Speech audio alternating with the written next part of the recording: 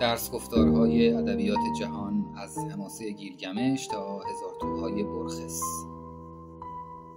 فصل 18 1001 شب.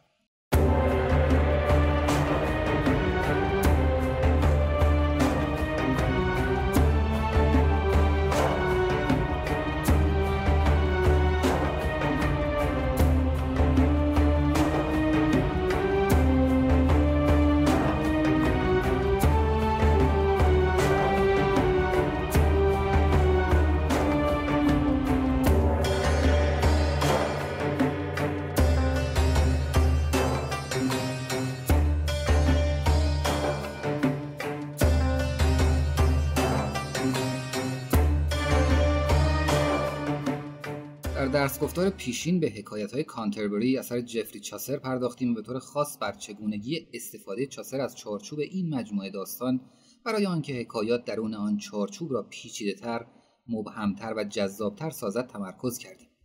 در این بخش قصد داریم اثری که احتمالاً مشهورترین مجموعه داستان تو در طول تاریخ به شمار می‌آید، یعنی 1001 شب را بررسی کنیم.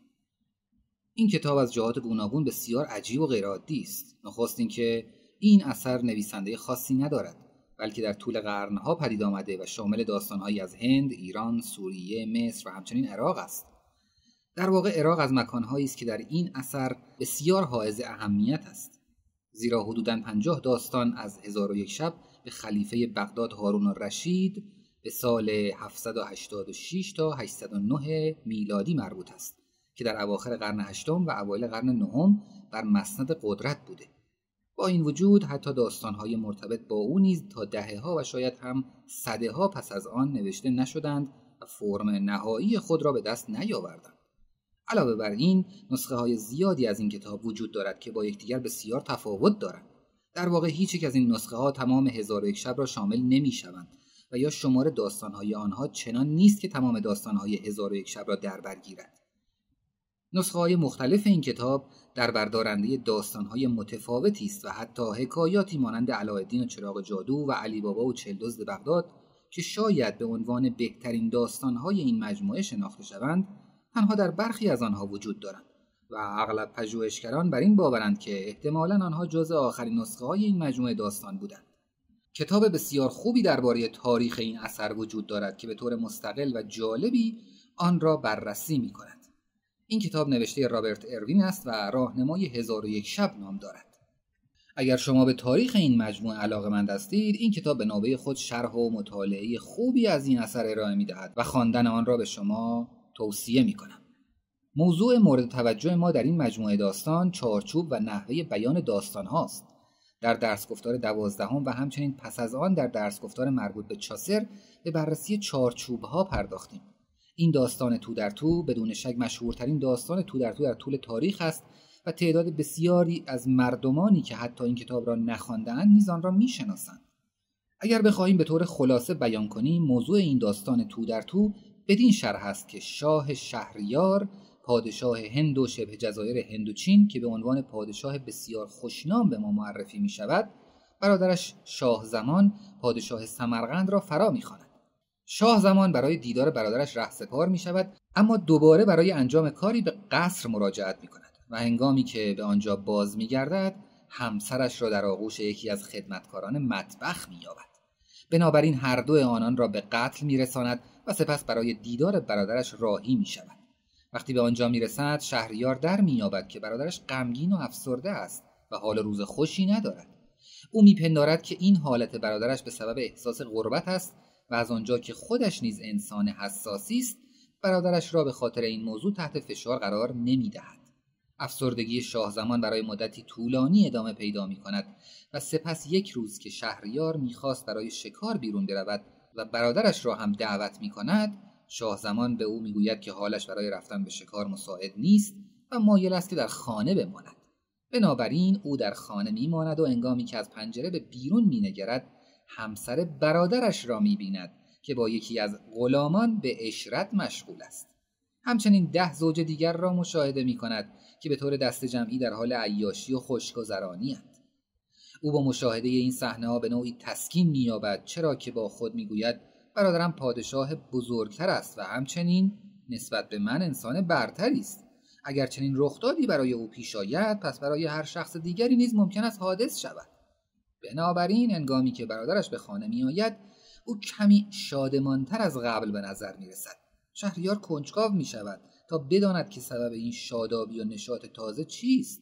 او آنقدر اصرار می ورزد تا سرانجام برادرش هر دو ماجرای همسر خیش و همسر برادرش را برای او بازگو می کند. شهریار می گوید که او باید این ماجرا را با چشمان خود ببیند. بنابراین او و برادرش چنان وانمود می کنند که از قصر بیرون می روند و سپس به طور مخفیانه به قصر باز می گردند. شهریار از پنجره به بیرون می نگرد و دقیقاً همان صحنه‌ای را که برادرش اولین بار دیده بود مشاهده می کند. شهریار بسیار پریشان می شود. او به برادرش پیشنهاد می کند تا سفر بروند. هدفشان از این سفر آن است که اگر مردی را یافتند که مصیبتش عظیمتر از مصیبت آنان است، به خانه یا وطن خود بازگردند و اگر با چنین شخصی مواجه نشدند، بیچون و چرا به سفرشان ادامه دهند. آنها هنوز مسافت زیادی را طی نکردند که به ساحلی میرسند. همین که به ساحل دریا میرسند، افریتی را مشاهده میکنند که محفظه شیشه‌ای بزرگی را که با 40 قفل بسته شده به ساحل میآورد. وقتی او درب محفظه را باز میکند، معلوم میشود که درون آن زنی قرار دارد که افریت او را در شب عروسیش ربوده و گمان میکند که او را تا ابد برای خویش محفوظ داشته است. دو برادر موفق میشوند تا از درختی بالا روند و خود را از دید افریت پنهان سازند. اما آنگاه که افریت بر روی پاهای زن به خواب میرود، آن زن که دو برادر را روی درخت دیده، آنان را به پایین فرا میخواند و به آنها میگوید که اگر فرود نیایید، افریت را بیدار میکند و او هر دو آنها را خواهد کشت. بنابراین دو برادر با بیمیلی پایین میآیند و این زن از آنها میخواهد تا با او درآمیزند. بنابراین آنها به نوبت این کار را انجام میدهند. گرچه تمایلی به این کار ندارند، اما به سبب خطری که آنان را تهدید میکند خواسته او را میپذیرند. سپس آن زن از هر یک از آنها حلقه‌ای تقاضا میکند و هنگامی که هر کدام از آنها یک حلقه به او میدهند، او آن 2 حلقه را نیز به مجموعه 98 حلقه‌ای که پیش از آن جمع کرده بود اضافه میکند. دو برادر به خانه یا وطن باز میگردند. در واقع آنها با شخصی مواجه شدند که بسیار نگونبخت‌تر از آنان است. افریت چنین میپندارد که با کاربرد ابزاری مانند محفظه شیشه‌ای و 4 قفل و نظایر آن توانسته است آن زن را تا ابد برای خویش محفوظ بدارد.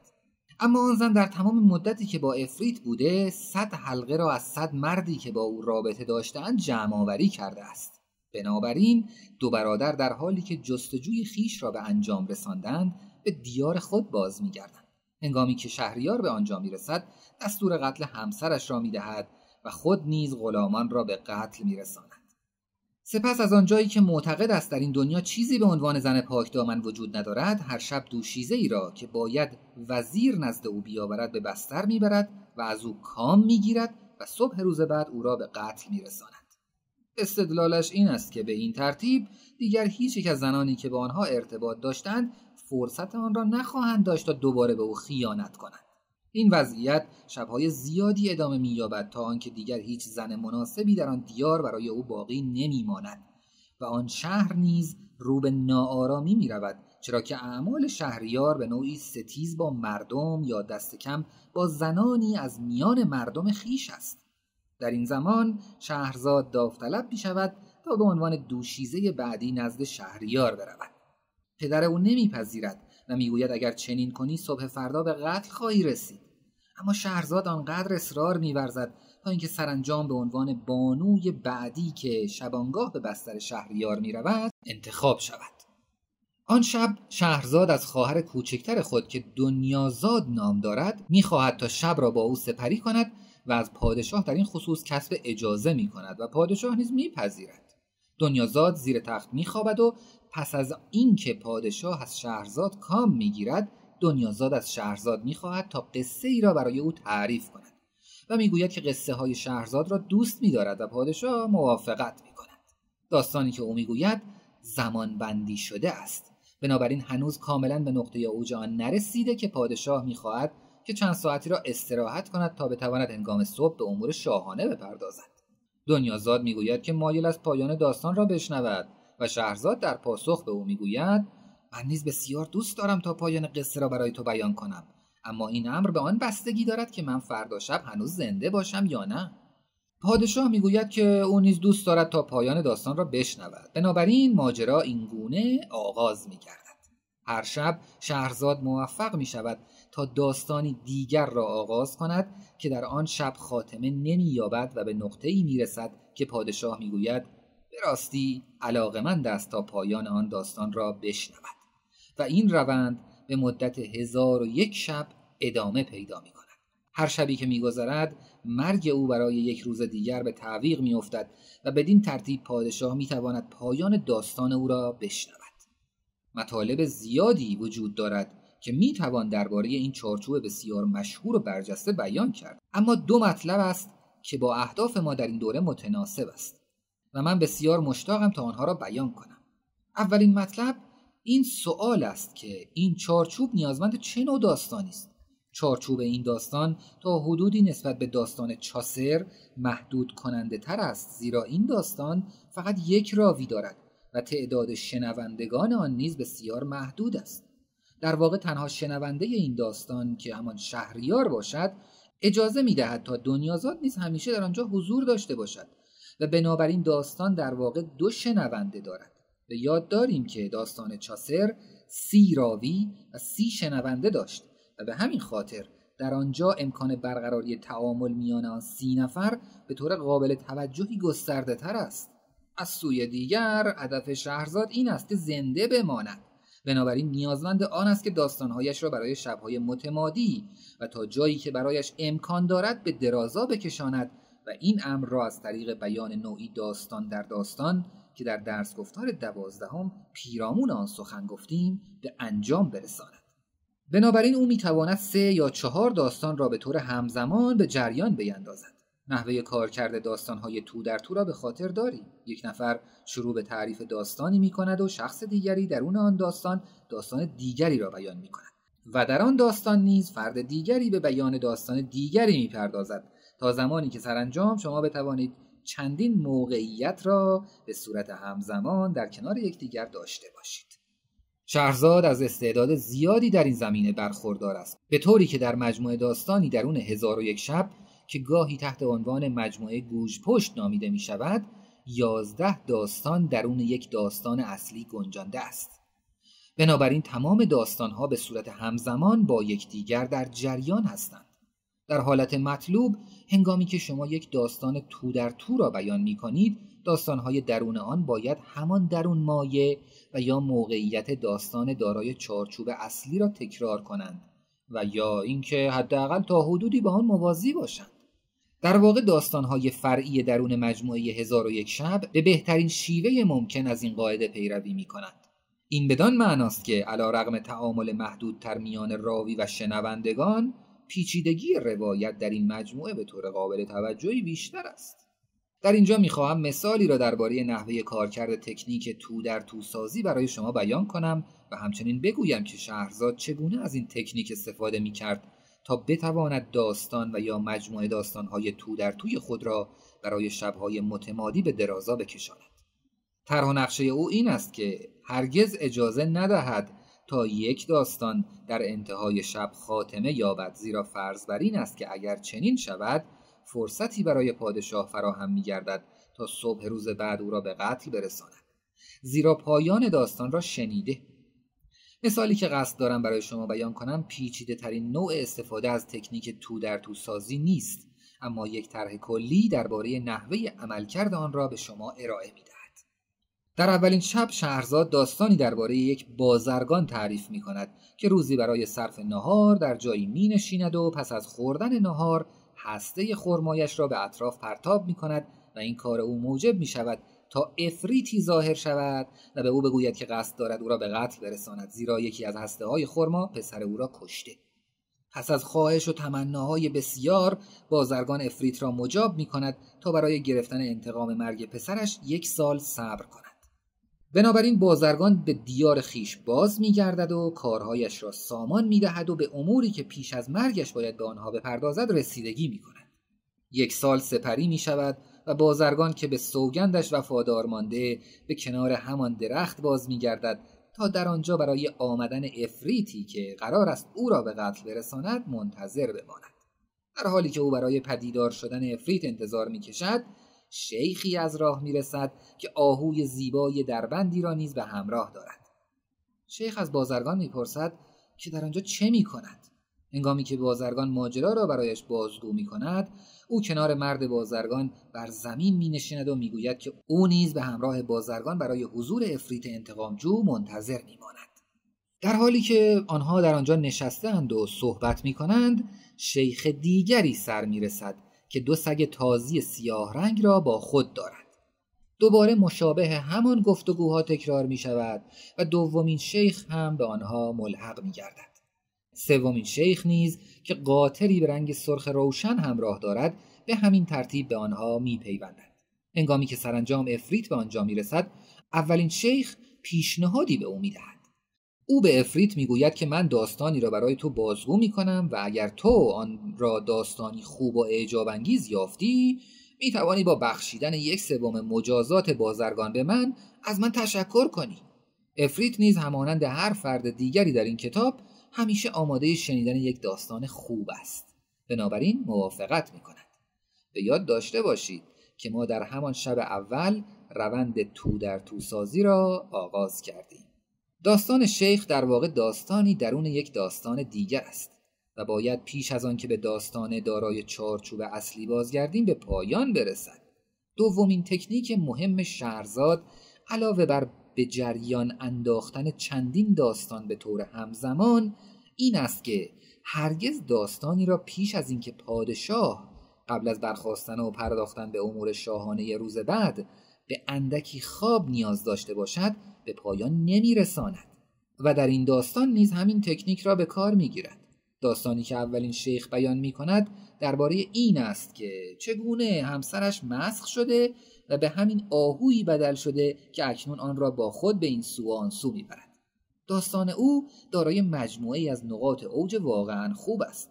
در یکی از جاهای این داستان شیخ با چاقویی در دستش در حال نزدیک شدن به گوساله‌ای بسیار زیباست و آماده است تا گلوی او را ببرد و همانند ما نمیداند که آن گوساله پسر مسخ شده خود اوست. همین که او با چاقویش به گوساله نزدیک می شود، شهرزاد می گوید که الان وقت آن است تا کمی استراحت کنید و دنیازاد در پاسخ می گوید که واقعا مشتاق است تا پایان قصه را بشنود و در ادامه می گوید که این داستان به راستی داستان خوبی است. شهرزاد نیز این گونه بیان می کند که پایان داستان حتی از خود داستان که تاکنون شنیده اید هم بهتر است و این داستان در مقایسه با داستانی که شب آینده خواهد گفت هیچ نیست و البته این منوط به آن است که فردا شب هنوز زنده باشد. پادشاه میگوید که او نیز مایل است تا پایان داستان را بشنود، بنابراین او را هنگام صبح نمی‌کشد. شب آینده شهرزاد داستان اولین شیخ را به پایان میرساند و داستان شیخ دوم را آغاز میکند و به همین ترتیب تا آخر ادامه میدهد. هر کدام از شیخ‌ها درخواست می‌کنند تا 1/3 مجازات بازرگان به آنها بخشیده شود و سرانجام افریت این پاداش را به هر یک از آنان به خاطر داستان‌های خوبی که گفتند عطا می‌کند. در واقع افریت به قولی که می‌دهد وفادار می‌ماند، چرا که به شنیدن یک داستان خوب علاقه‌مند است. هنگامی که سومین شیخ داستانش را به پایان می‌برد، افریت با پاداش دادن به او که همان بخشش بازرگان است، از کشتن بازرگان منصرف می شود. اکنون به بخشی می رسیم که از ترجمه ریچارد برتون برگرفتیم. بنابراین زبان آن اندکی قدیمی است. با این حال شما طرحی کلی را درباره نحوه عملکرد فنون داستان سرایی به دست خواهید آورد. شهرزاد دریافت که سپیده صبح نزدیک است و از گفتن ادامه داستان دست کشید. سپس دنیازاد گفت: خواهر، به راستی که داستان تو بسیار دلپذیر، جذاب، شیرین و تحسین برانگیز است. و شهرزاد نیز پاسخ داد: این داستان در برابر آنچه فردا شب برای تو خواهم گفت هیچ نیست. البته اگر زنده باشم و پادشاه جانم را ببخشد. سپس پادشاه اندیشید و با خود گفت: به خدا قسم که تا ادامه داستان را نشنوم او را نخواهم کشت، زیرا که به راستی داستانی حیرت آور است. بنابراین آنها تا سپیده صبح در آغوش یکدیگر آرمیدند. پس از آن پادشاه به قصد رفتن به تالار دولت از آنجا خارج شد و وزیر و کارمندان دربار نیز به آنجا آمدند و دربار بسیار شلوغ گشت. پادشاه در تمام طول روز مشغول صدور فرمان و دادرسی، عزل و نصب و امر و نهی بود. سپس شورا به پایان رسید و پادشاه به قصر خیش داخل شد. هنگامی که شب سوم فرا رسید و پادشاه از دختر وزیر کام گرفت، دنیازاد به خواهرش گفت: پایان داستان خود را برای ما بازگو کن. و شهرزاد نیز در پاسخ گفت: با کمال میل و خرسندی این کار را انجام خواهم داد. پس این گونه ادامه داد: ای پادشاه گرانقدر، آنطور که نقل شده است، هنگامی که سومین شیخ داستانی بسیار حیرت انگیزتر از دو داستان پیشین را برای افریت بیان می کند، افریت بسیار محظوظ و شگفت زده می گردد.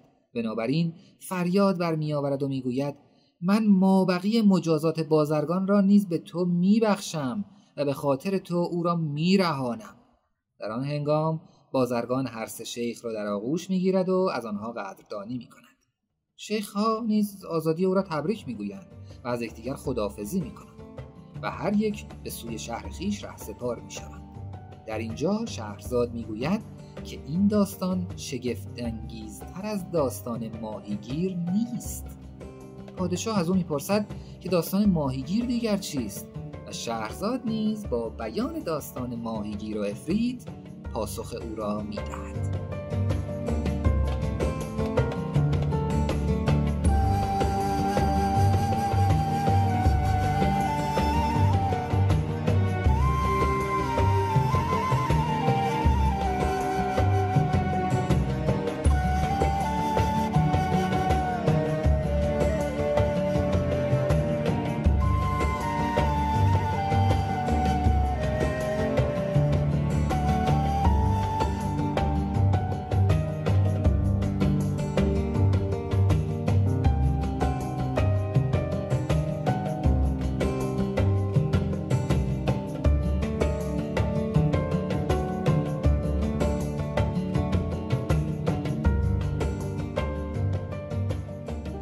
این روند به همین ترتیب ادامه می‌یابد.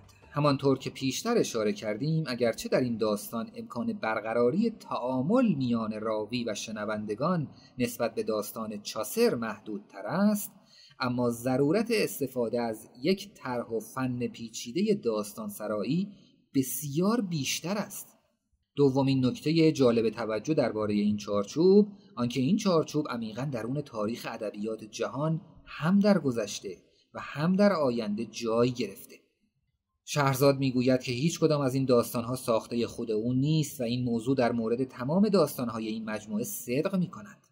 نویسندگان عرب زبان در آن دوره به داستانهای یونانی، رومی، مصری، بربر، ایرانی و هندی دسترسی داشتند. در واقع محققان نشانه بسیاری از داستانها و تکنیکهای موجود در این کتاب را در مجموعه‌های پیش از آن یافتند و همچنین علاقه‌مند بودند تا بگویند این داستانها از این پس به کجا می‌روند و بر روی آثار کدام نویسندگان تأثیر می‌گذارند. بنابراین به طور زیبا و شگفت‌انگیزی در این دوره می‌بینیم که 1001 شب حلقه اتصال داستان‌های پیش و پس از خود است. احتمالاً کشور هند خاستگاه بسیاری از داستان‌ها و فنون موجود در 1001 شب بوده و این گونه پنداشته می شود که این مجموعه داستان از آنجا آغاز گشته و از طریق ایران به جایی که سرانجام فرم نهاییش را به دست آورده، یعنی جهان عرب، رسیده. در درس گفتار 12 دیدیم که شماری از مجموعه داستان‌های هندی برای مدتی طولانی پیش از مجموعه 1001 شب وجود داشتند و تمام تکنیک هایی که درون 1001 شب کاربرد داشته پیش از آن در مجموعه هایی همچون جاتاکا، پنچاتنترا و کتاسرتساگراد کاربست داشته. همچنین بسیاری از داستان‌های 1001 شب در آنجا نیز یافت می‌شوند. جهت یادآوری و برای اینکه مطمئن شویم که داستان‌ها را به خاطر داریم، در اینجا به یکی از آنها اشاره می‌کنیم. چارچوب مجموعه داستان پنچاتنترا یک برهمن داناست که به گروهی از شاهزادگان بی استعداد آنچه را که برای فرمانروایی خردمندانه بایسته است در قالب داستان آموزش می‌دهد.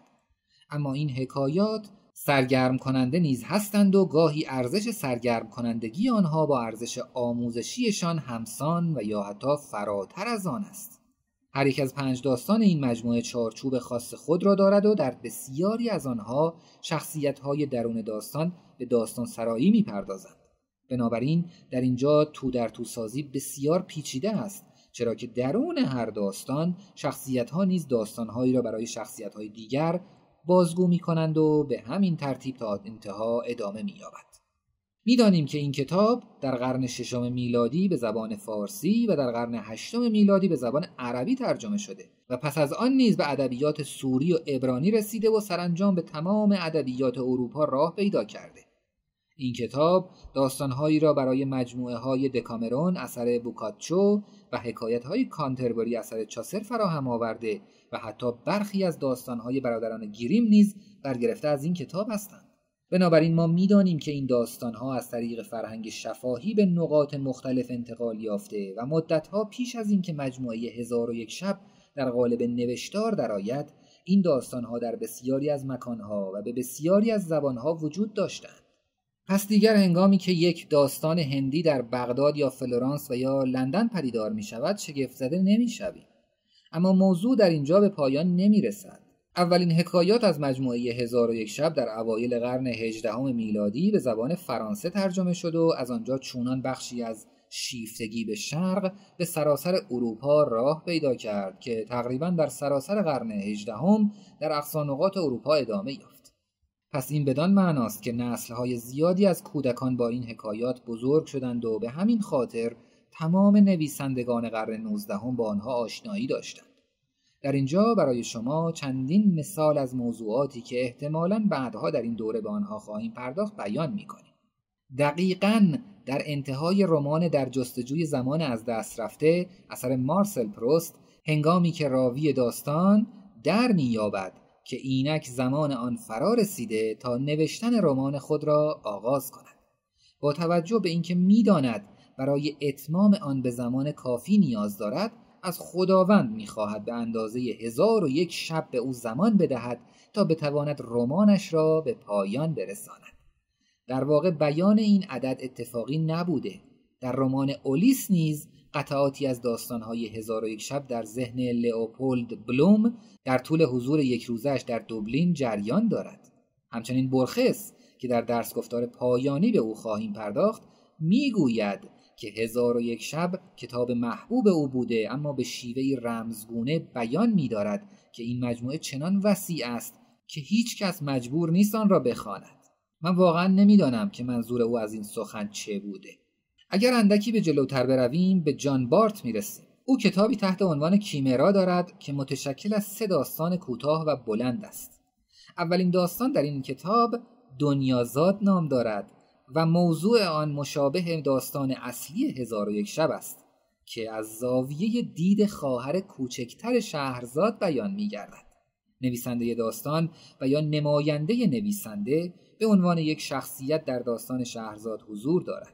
در واقع او به شهرزاد در داستان‌هایی که هر شب برای پادشاه نقل می‌کند یاری می‌رساند.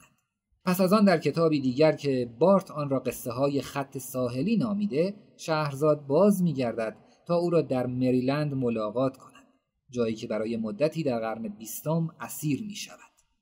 در واقع شهرزاد به آنجا برمیگردد تا ملاقاتی را که نویسنده در داستان دنیازاد با او داشته جبران کند و از آن به بعد نیز بازتاب داستان‌های 1001 شب در تمام نوشته‌های بارت یافت می‌شود.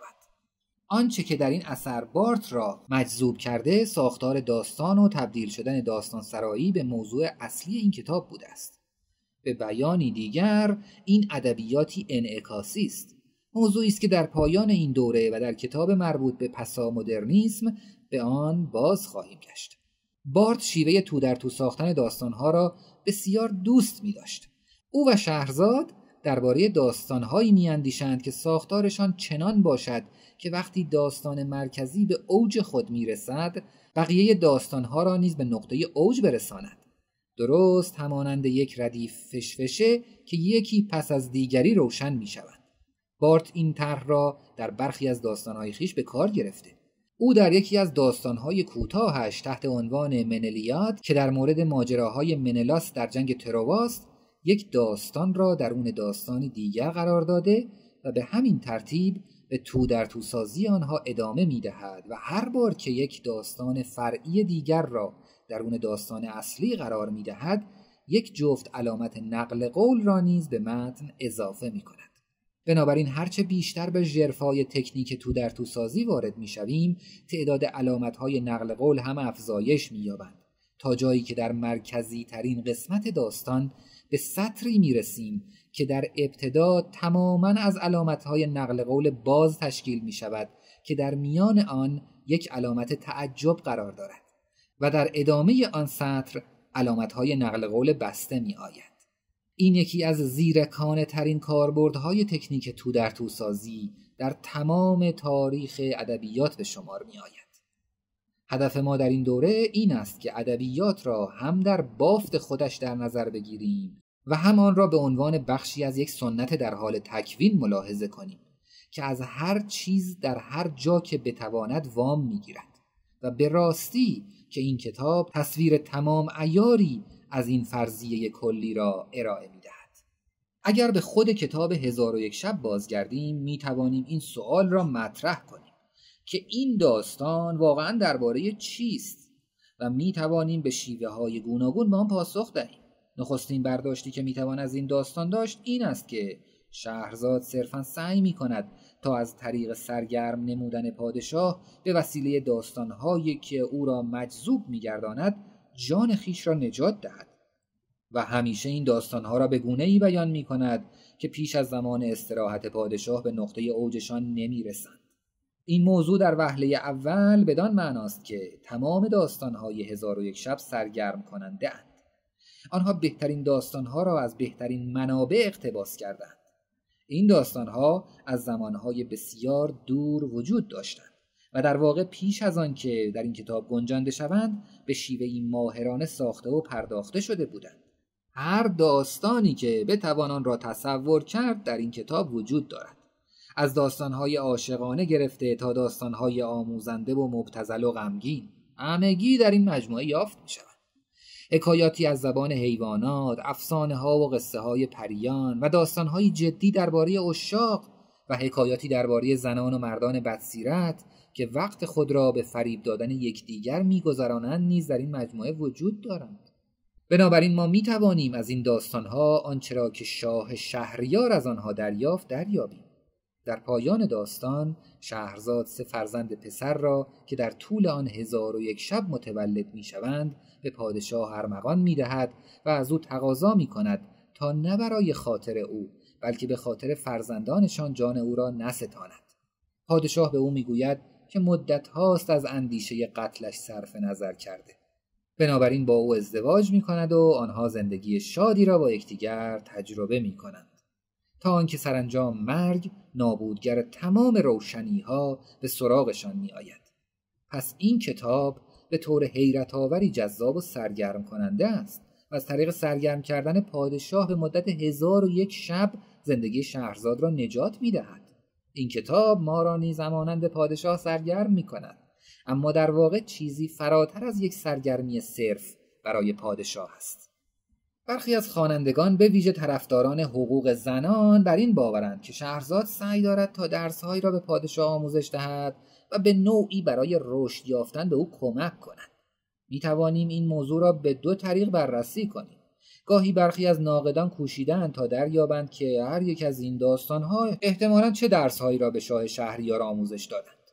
اولین داستانی که پیشتر به آن اشاره کردیم از داستان‌هایی است که واقعاً می‌توانسته کارساز باشد. وقتی می‌بینیم افریت زندگی بازرگان را در ازای شنیدن چند داستان خوب به او می‌بخشد، در می‌یابیم که این همان چیزی است که شهرزاد از پادشاه می‌خواهد. در واقع او نیز خواستار آن است که شهریار در ازای چندین داستان خوب او را از مجازات مرگ معاف سازد.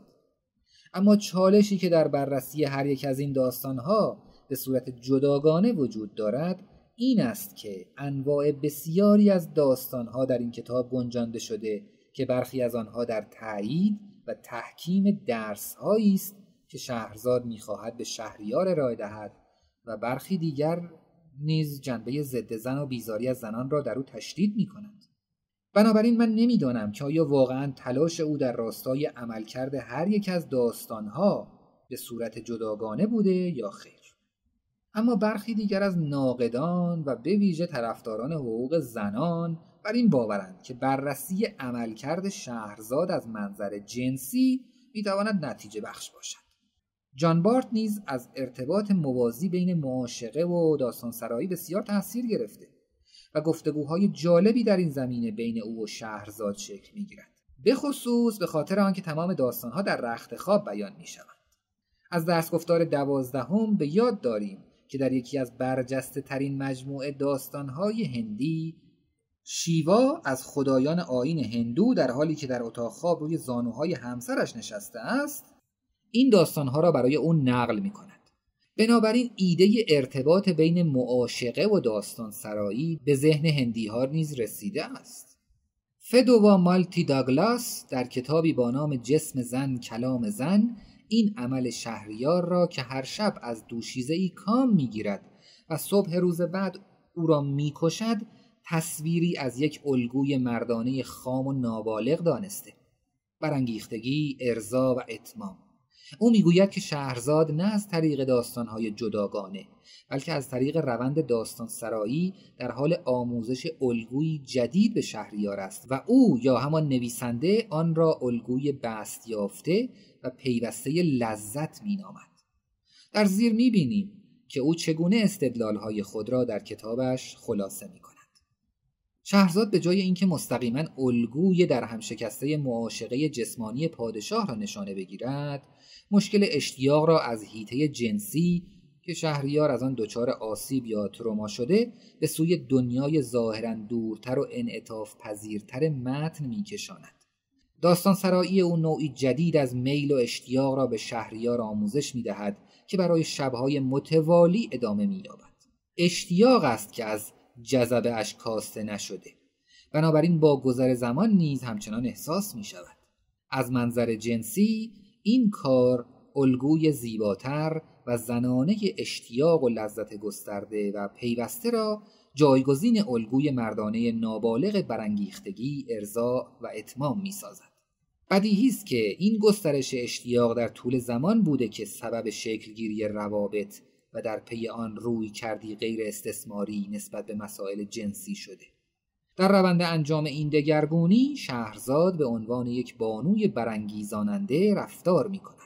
او همانند زنان آگاه به مسائل جنسی در راهنمایی‌های اروتیک است که یکی از کارهایشان آشنا کردن مردان با رفتارهای جنسی سطح بالاتری است. فدووا مالتی داگلاس در این متن و در طول مباحثات خود در کتابش ارتباط میان معاشقه و داستان سرایی را که بارت و شهرزاد در داستانهایش دربارش گفتگو می‌کنند وارونه می‌سازد. بارت این نکته را می‌گوید که داستان سرایی از لحاظ ساختار مقدم چینی، کنش صعودی، نقطه اوج و کنش نزولی همانند معاشقه است. مالتی داگلاس بیان می‌کند که معاشقه می‌تواند مانند داستان سرایی باشد و شهرزاد می‌تواند از طریق داستان سرایی عادتهای جنسی پادشاه را تغییر دهد.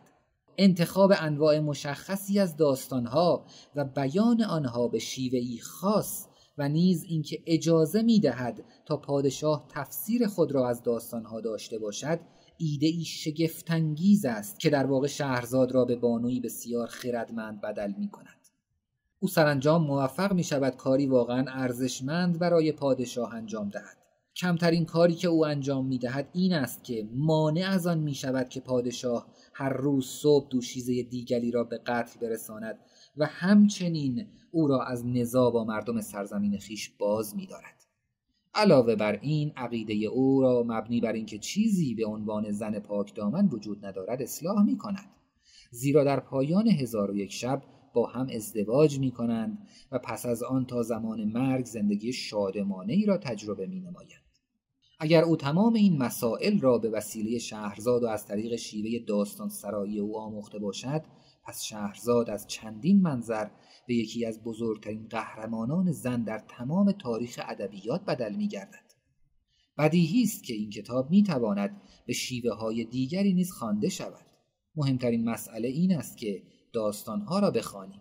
هیچ یک از کارهایی که شهرزاد برای انجام آنها تلاش می‌کند کارساز نیست مگر اینکه داستان‌ها خواننده را سرگرم کنند و به او احساس لذت ببخشند، به طوری که چنان مجذوب آنها شود که پس از خواندن یک داستان به سراغ داستان بعدی و یا داستان‌های بعدی که شهرزاد آنها را تو در تو ساخته و به طور همزمان به جریان انداخته برود.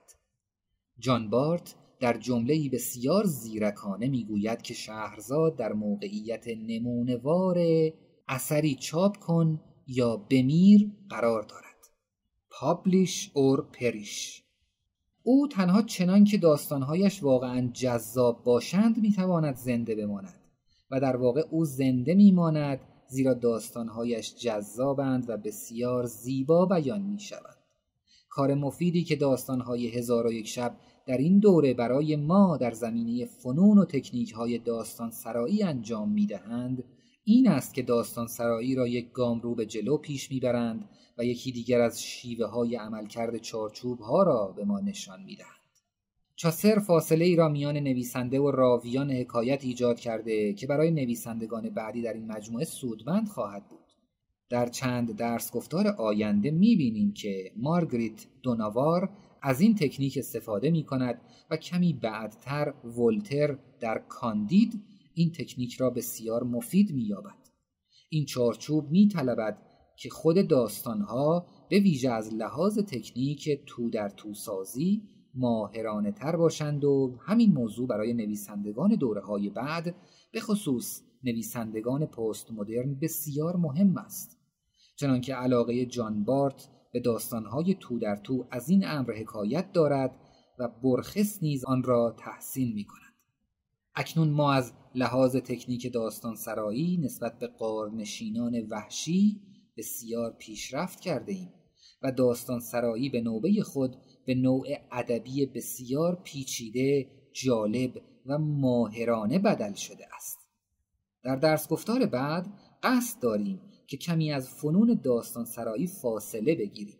اگرچه در درس گفتار 20 با هپتامرون اثر مارگریت دوناوار دوباره به آن باز خواهیم گشت. اما در مبحث آینده قصد داریم تا به رمانی چینی که به زبان بومی نگاشته شده است بپردازیم. این رمان میمون یا سفر به باختر نام دارد و داستانی درباره چگونگی ورود کتب مقدس بودایی ها از طریق هند به چین است. این اثر با یکی دیگر از مضامین ما در این دوره یعنی چگونگی پیدایش همین رمان و برخی شباهت‌های آن با پیدایش رمان در سایر فرهنگ‌هایی که با آنها سر و کار داریم مطابقت دارد.